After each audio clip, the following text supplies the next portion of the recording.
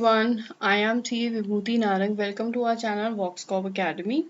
In today's video, we'll be talking about a topic on TDS, which is TDS receivable. That is, we'll be discussing the entries to be passed in the books of deducting as well as the basic concept on TDS. So let's begin with the topic. First of all, what is TDS receivable? Whenever TDS is received by the deducting, see earlier what we have done till today, whatever videos were there, it was being taught that there is a person who is a deductor and there were some responsibilities of the deductor to be followed by him, like preparation of challan, filing of TDS return, issuing of TDS certificate, etc. Also, we discussed that what are the types of entries which are to be passed in case of or in books of a deductor.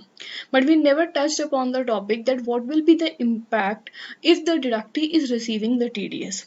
So this whole video is dedicated on the same topic. If we talk about the entries to be passed in the books of deductor, so I have a separate video on that. I'll place the link on the I button as well as in the description box. As of now, we are discussing only TDS receivable, that is in the books of deductee. So we have a person who is a deductor and there is a person who is receiving the TDS, and we'll be discussing the entries in the books of deductee. Now, when TDS is to be received, as we all know that TDS is to be deducted. I'm talking about deduction. It is to be done bill or payment whichever is earlier. Whether the bill is received earlier or the payment is made, whichever dates are earlier, the deduction is done. But what about the deductee? In the case of deductee, what happens is the person who is receiving the TDS will come to know that the TDS is deducted at the time when the amount is received in his bank account or is reflected in his bank statement. Before that, he never knew that his TDS was deducted. So there are two instances which occur in the case of deductee. The first is there is an issuance of bill. Now at the time the bill is issued, the deductee is not aware that the income which he is generating will be liable for deduction or not. Second instance is that at the time of receipt of payment. So when the payment is received by him, that is made after the deduction of TDS. So always at the time of receipt of payment, the deductee is liable to pass the entries for TDS received. Now there are three types of cases which we'll be covering. The first case will cover that there is a bill being generated at the first instance, then a payment is made.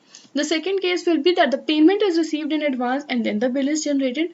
And the last case is that the partial payment is received in advance, then the bill is generated and then the subsequent balance payment is being received. Moving to the case-wise case, the case one is bill first, payment thereafter. That is at the time of issuance of bill. Now when you are passing the entry of an income generation in your books, the party is debited and the credit is given to the income.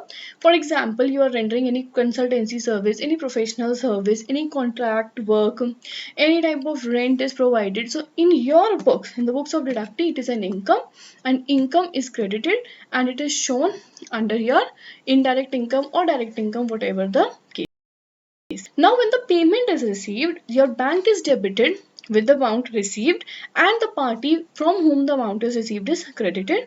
The balance difference which is occurring between the income and the amount that is received, that is the party which is earlier debited and the party which is now credited, the difference amount is your TDS received. For example, rent is received from Voxcov Limited of rupees 25,000 per month, TDS deducted 10% is deducted, right? So at the time of issuance of bill, whole amount will be debited, that is Voxcov Limited to rental income, and at the time of payment received, the entry will be bank account debit. Now 10% TDS under section 194I, so it is 2500. So 25,000 minus 2500 will be 22,500, that's 22,500, and the balance is TDS received from Voxcov Limited. The second case is the payment is received in advance first and then the bill is issued. So same entries, but now when the payment is received in advance, the deductor in his books must be deducting TDS at the time of payment received in advance. When he is making the payment, he is deducting TDS. So opposite entries. Now we have bank account debit to party and TDS received to party. So we have received at the time of payment and the whole amount of income will be generated whenever we are issuing the bill to the party. Now for example, rent is received from Voxcov Limited 25,000 in advance, TDS deducted 10%. So bank account debit 22,500, that is 25,000 minus 10% of 25,000. The TDS received is 2,500 to Voxcov Limited and the bill is issued Voxcov Limited to rental income 25,000 with the whole amount. The third case is first advance received and then the bill and the balance is received. Now in this case what happens is At the time of receipt of advance payment, the percentage amount received in advance and the percentage of TDS deducted is booked as the normal entries, bank to party, TDS received to party. Then a bill is issued, that is party to income, and the last entry with the same entry, the balance payment will be bank to party, TDS received to party. This will be more clear with an example.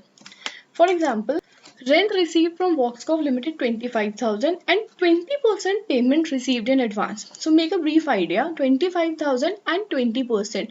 That is 20% of 25,000, 5,000 is received in advance and 10% is liable to deduction. That is 10% of 5,000. That is 500 rupees. So when you are receiving the advance amount, it is bank account debit to Voxcov 4,500, that is 5,000 minus 500, and TDS received is 500 rupees. Now the bill is issued for the whole amount, that is 25,000.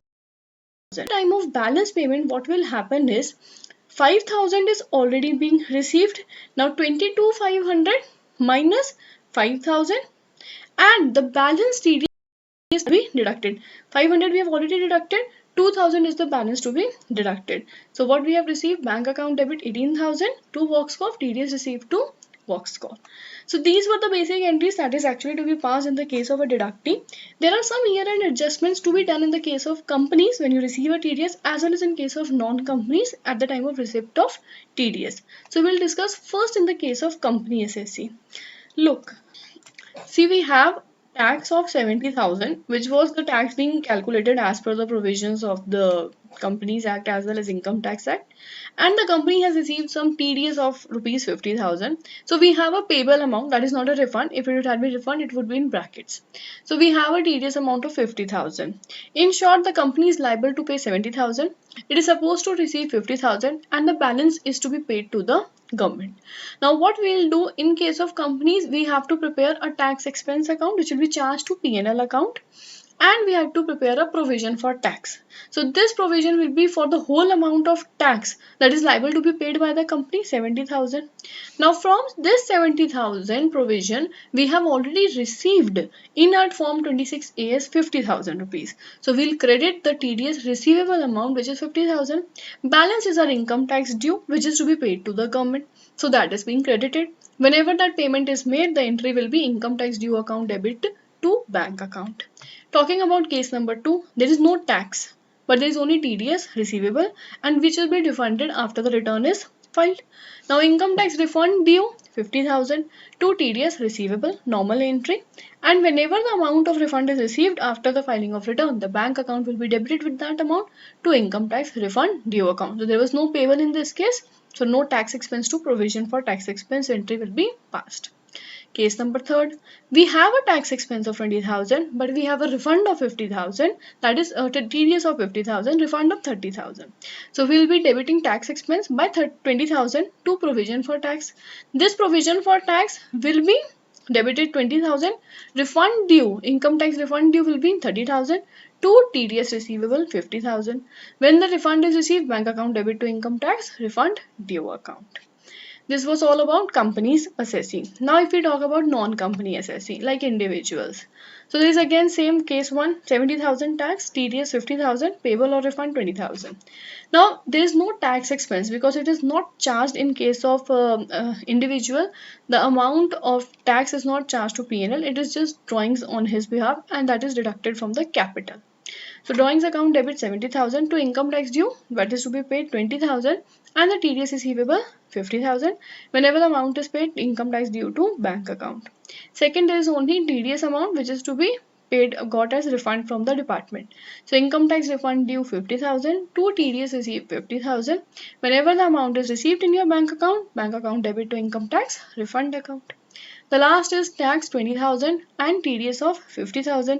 The payable or refund is 30,000. So drawings which are being allotted is 20,000, refund due is 30,000 and TDS receivable 50,000. Whenever the amount is received in your bank account, then bank account will be debited to income tax refund due account. The topic covered in today's video is also available on my website www.voxcov.com. So if you want to register for any practical training sessions for GST, TDS, income tax, payroll, balance sheet finalization, you can just visit the website and enroll for the required course. Every course is available in basic and advanced medium. So as per your choice, you can just select the course and add to the cart for further payment. If you really like the video, then please press the black thumb below and subscribe to my channel for latest updates and notification. Thank you very much.